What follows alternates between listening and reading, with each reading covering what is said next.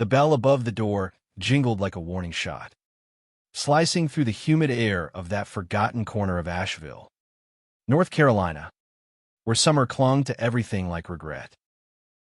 I pushed it open, my heart pounding harder than it should for a guy just needing a trim. And there he was, framed in the golden haze of late afternoon light filtering through dust-moted windows. Scissors poised like a surgeon's blade. In that split second, as his eyes lifted and locked onto mine, I knew this wasn't about hair anymore. It was about the raw, unraveling truth I'd buried deeper than my roots. I'd driven 3 hours from Charlotte that morning, fleeing the sterile buzz of my cubicle life, the endless scroll of dating apps that promised connection but delivered ghosts. At 28, Alex Harper was supposed to have it figured out. The freelance gigs, paying the rent, the half-hearted brunches with friends who asked too few questions about why I was still single. But the mirror lied every morning, showing a man with shadows under his eyes, hair grown wild from neglect, a quiet ache that no filter could soften. Asheville was my reset button, a weekend escape to the mountains, a chance to breathe without the weight of expectations. The barbershop? A whim, spotted on a side street off Biltmore Avenue, its faded sign whispering promises of simplicity in a world that demanded perfection. Jordan Callahan didn't smile when I walked in. Not at first. He just nodded, a slow dip of his chin that carried the weight of 1,000 unspoken hellos, and gestured to the empty chair with a calloused hand. Up close, he was broader than the shadows suggested, early 30s, I guess, with the kind of build that spoke of discipline earned in foxholes, not gyms. His dark hair was cropped military short, a faint scar tracing his jaw like a secret he wore without apology. The white tunic hugged his shoulders, sleeves rolled to reveal forearms etched with faint tattoos, a compass rose on one, faded script on the other that I couldn't quite read. "Name's Jordan," he said, voice low and gravelly, like bourbon over ice. "What'll it be? Short on the sides? Keep some length on top," I muttered, settling into the cracked leather seat that smelled of bay rum and old stories. The cape snapped around my neck, cool against sweat-damp skin, and I stared at my reflection, stranger to myself, vulnerable under the fluorescent hum. His fingers brushed my collar as he adjusted the drape, and electricity hummed through me, sharp as a fresh blade. I swallowed hard, forcing my gaze to the scissors in his hand, willing my pulse to steady. This was just a cut, just a stranger.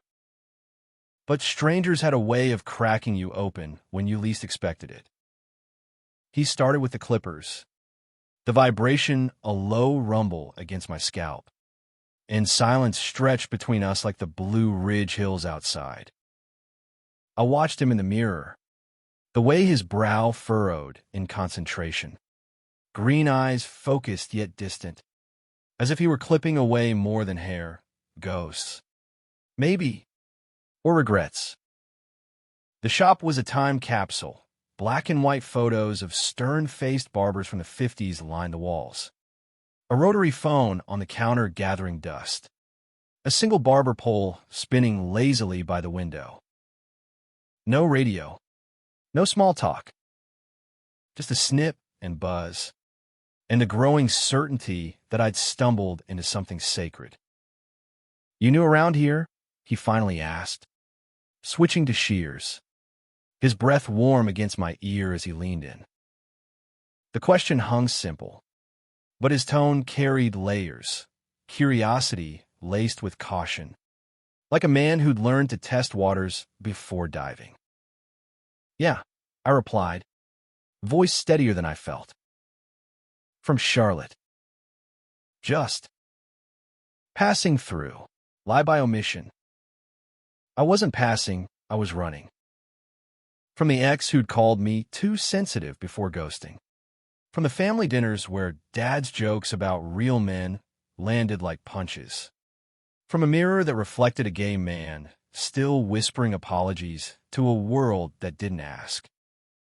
He hummed, a non-committal sound, and tilted my head gently with fingers that lingered a beat too long. Asheville's got a way of holding on to folks who think they're just visiting. His eyes met mine in the glass again, holding steady, and I felt exposed, like he'd seen the map of my fractures before I could hide them. The conversation unraveled slowly after that, threads pulled by the rhythm of his work. I learned he'd opened a shop 5 years back. After leaving the Marines, 8 years in, 2 tours in Afghanistan that left scars you couldn't see but felt in every quiet moment. Folks come in here thinking a fresh cut fixes everything, he said, combing through the top.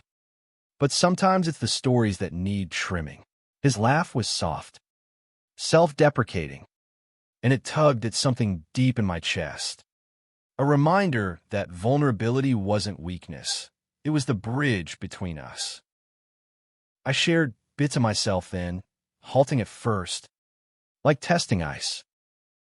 The graphic design firm that drained my soul. Sketching logos for corporations that preached diversity in boardrooms but whispered slurs in break rooms. The coming out story I'd polished over beers with friends. High school sweetheart who turned out to be straight. College flings that fizzled into friendships. The quiet pride march I'd attended alone last June. Rainbow flag clutched like a shield. It's like, I'm out, but not really, I admitted, watching clippings flutter to the floor like fallen confessions. Everyone knows, but no one sees. Jordan paused, shears hovering, and for a moment the shop held its breath. When he resumed, his touch was sure, almost tender. Seeing's a choice, he murmured. And sometimes, the hardest part is choosing to be seen. By the time he dusted me off and spun the chair for the reveal, the sun had dipped low, painting the room in amber. My reflection stared back, sharper, lighter, like the man I'd forgotten I could be. I ran a hand over the fade, the texture grounding me, and met his gaze directly for the first time. How much? On the house, he said, waving off my wallet with a grin that crinkled the corners of his eyes. Call it a welcome story. I laughed, genuine and surprised. And as I stood, our hands brushed, intentional, electric. Alex, I said, extending mine properly. And this was more than a cut. Jordan, he echoed, grip firm, thumb grazing my knuckle in a way that sent heat pooling low. Stick around town, Alex. Mountains have a way of echoing what the heart's too scared to say. I walked out into the cooling evening. The bell's jingle now a promise, not a warning. The streets of Asheville hummed with life. Street musicians plucking banjos under string lights. Couples weaving arm in arm toward brew pubs. And for the first time in months, I didn't feel like a shadow. My phone buzzed in my pocket. A text from my roommate back in Charlotte, asking if I'd found that dive bar vibe yet. I typed back a quick better, then pocketed it, letting the mountain air fill my lungs. Dinner at a farm-to-table spot down the block. Solo at a corner table with a view of the French Broad River. But my mind wandered back to the shop, to Jordan's steady hands, the scar that begged to be traced. The unspoken invitation in his eyes. Night fell soft over the Appalachians, stars pricking the velvet sky like hesitant confessions. I nursed a local IPA, the hoppy bite mirroring the buzz under my skin, and replayed the afternoon in loops.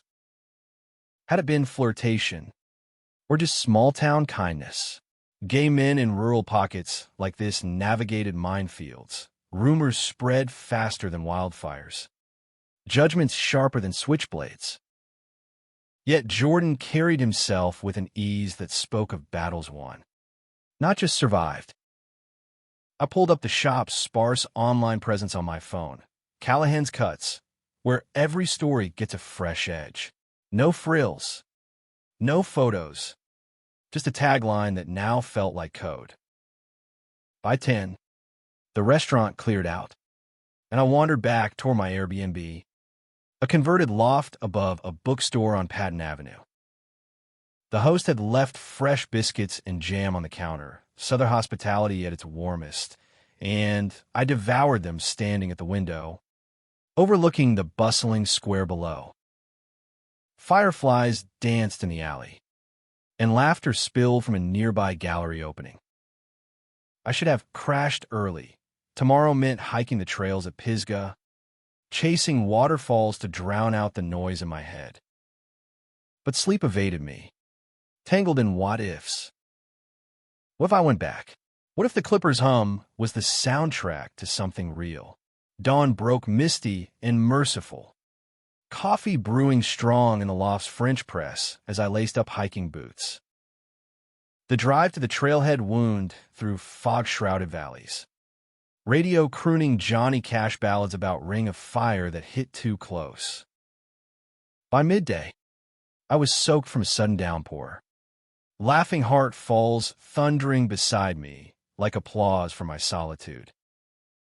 Water cascaded in silver sheets, miskissing my face, and I sat on a slick rock, letting the roar mute the doubts.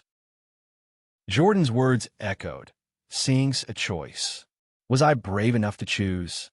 Back in town by late afternoon, towel-dried hair still damp, I found myself circling the block near the shop. Impulse won. The bell jingled again, and there he was, sweeping clippings from the floor, sleeves hitched higher this time, revealing more ink, a dog-tag silhouette. Faded dates etched below. He looked up, surprise melting into that slow smile. Twice in 2 days? Mountains must be working overtime. Needed supplies, I lied, holding up a phantom bag, then grinned sheepishly. Actually, thought I'd see if that fresh edge extended to conversation. He chuckled, leaning on the broom.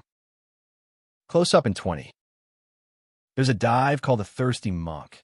Beers on tap that could loosen any tongue. If you're game. Heart slamming. I nodded. Game. The bar was a haze of exposed brick and amber lamps. Craft brews flowing like secrets.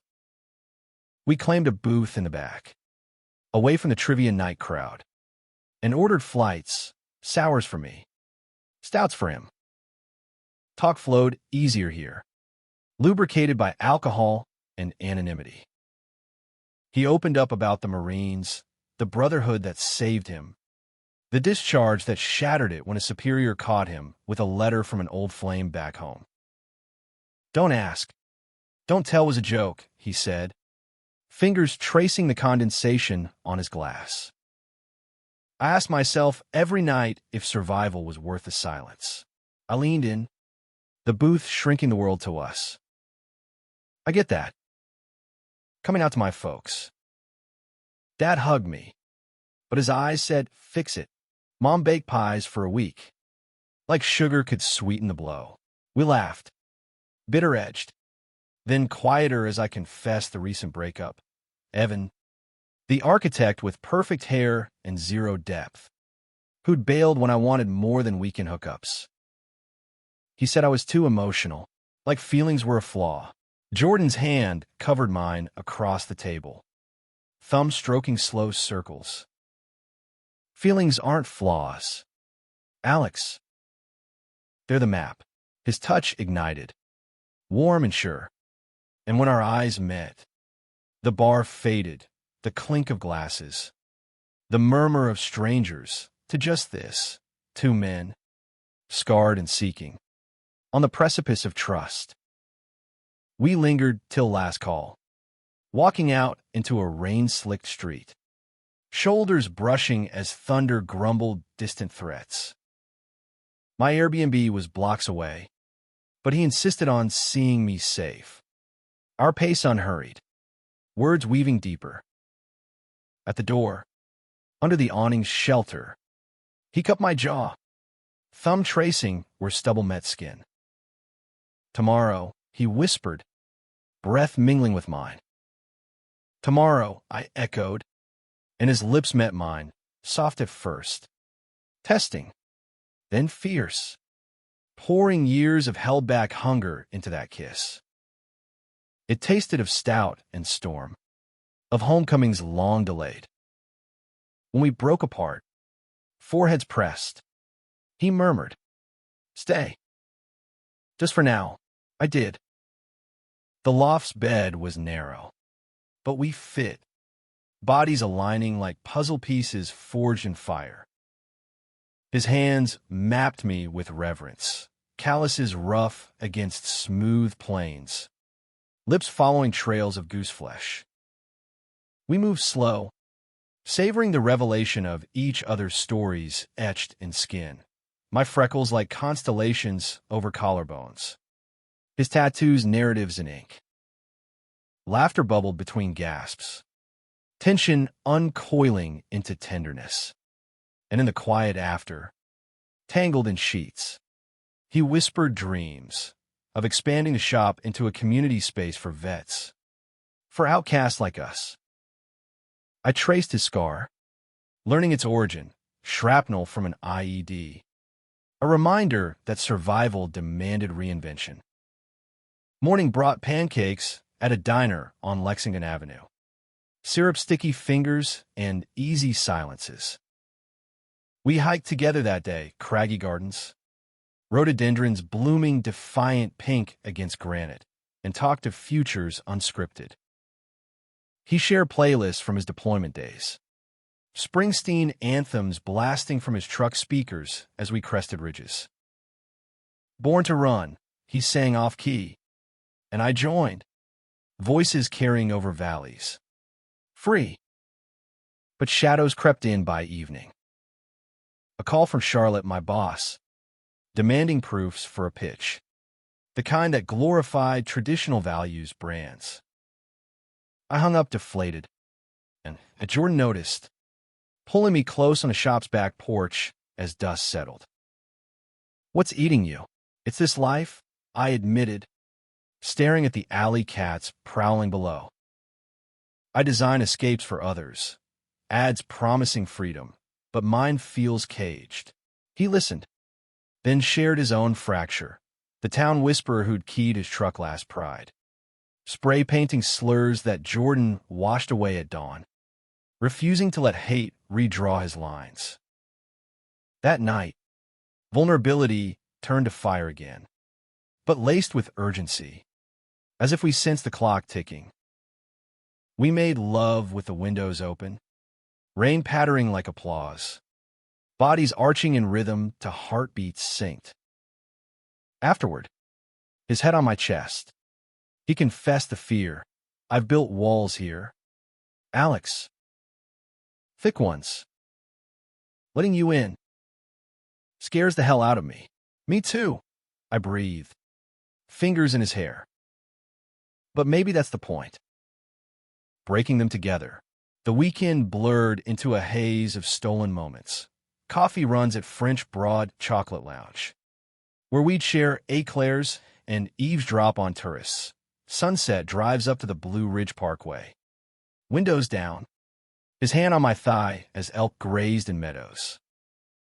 He taught me to shave with a straight razor, his guidance patient, the scrape against my jaw a metaphor for shedding old skins. I sketched him in the shop's quiet hours, charcoal capturing the curve of his smile, the depth in his gaze that said he'd seen hell and chosen grace. Yet tension simmered beneath the idol. Texts from home piled up, friends teasing about my mystery getaway, Mom's gentle probes about that nice boy from church. And Jordan's world intruded. A regular. Old Mr. Hargrove. Grizzled vet with a limp and a ledger of grudges. Who cornered me one afternoon while Jordan stepped out for supplies. "Heard you're one of them," he growled, spittle flecking his lip, eyes narrowed over the latest issue of Field and Stream. Callahan's gone soft. Marines like us don't bend that way. Ice flooded my veins, but I held his stare, voice level. Men like us bend so we don't break. Sir. And Jordan? He's steel. Hargrove huffed, tossing coins on the counter like shrapnel, but stalked out without another word. Jordan returned minutes later, reading the air like a barometer. What happened? I told him, expecting storm clouds, but he pulled me into the back room, arms wrapping fierce. Hargrove's bark's worse than his bite. Lost his son to AIDS in '92. Never forgave the world. Or himself. Pity softened the anger. And we stood there, swaying to an invisible melody, realizing love's battlefield included the unlikeliest foes. By Sunday, the ache of departure loomed. I packed in the loft, Jordan helping fold shirts with deliberate slowness, each crease a postponement. Come back, he said simply, zipping my duffel. Or hell, move here. Asheville's got space for dreamers. I laughed, throat tight. And what would I do? Design barbershop flyers. Design a life, he countered.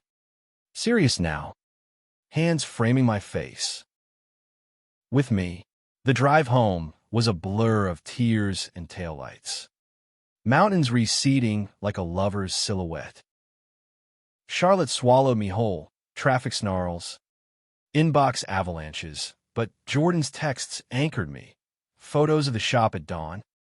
Voice notes husky with "miss you already." We FaceTime nightly, pixels bridging the gap, sharing mundane miracles, my pitch landing a progressive client. His first community haircut for a trans kid, nervous as I'd been at 18.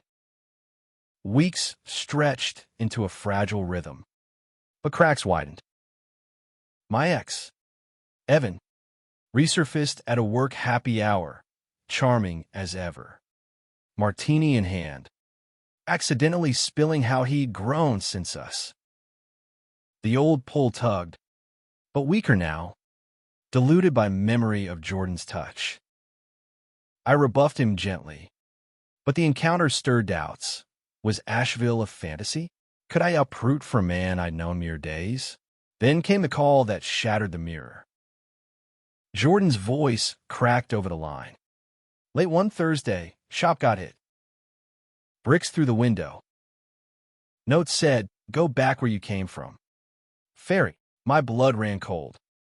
Miles meaningless in that moment. I'm coming. Tonight, the 4-hour haul flew on autopilot. Rain lashing the windshield like accusations. Asheville greeted me sodden and somber. Police tape fluttering at the shop like a crime scene banner. Jordan waited on the stoop, arms crossed, face a mask of weary resolve. I pulled him into a hug that bordered desperate, inhaling the familiar scent of pomade and pine. Who? Doesn't matter, he murmured into my shoulder. Hate's faceless. But you're my face now. We boarded up together, plywood slapping like barriers rebuilt. But inside, over lukewarm pizza from mellow mushroom, resolve hardened. I can't do half measures anymore, I said, wiping sauce from his chin. I'm in. All the way. His kiss was victory, salt-tinged with sweat and relief. By dawn, we'd mapped it, sublet my Charlotte lease, remote gigs for design, co-managing the shop's rebirth as Edge and Echo, a haven for stories, with open mics for vets and allies. Pride flags in the window defying the dark. Months unfurled like healing scars. We turned the vandalism into a rally, locals pouring in with hammers and hope. Mr. Hargrove among them. Silent hammer swings speaking volumes. Asheville's underbelly revealed its heart. Queer-owned cafes hosting us for brunches. Hikers sharing trail tips laced with encouragement. Jordan's compass tattoo became our talisman, pointing true north. One crisp October eve, a year to the day since that first jingle, we stood on the parkway overlook, leaves aflame in crimson glory. He dropped to one knee, not with rings, but with a straight razor engraved our story. Uncut, marry me, Alex. Not for papers, but for us. For every cut and kiss ahead, tears blurred the vista, but I saw clear the boy who'd entered seeking trim, emerging whole.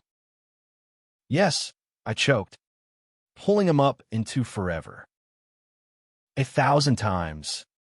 Yes, in the barbershop's mirror now, side by side, we craft lives from fragments, his shears shaping strangers' edges, my sketches breathing color into walls. We've learned love isn't absence of storm, but dancing in the downpour, choosing sight over shadow. And every client who walks through that door, they leave not just groomed, but glimpsed, reminded that in a world quick to clip wings, true stories soar.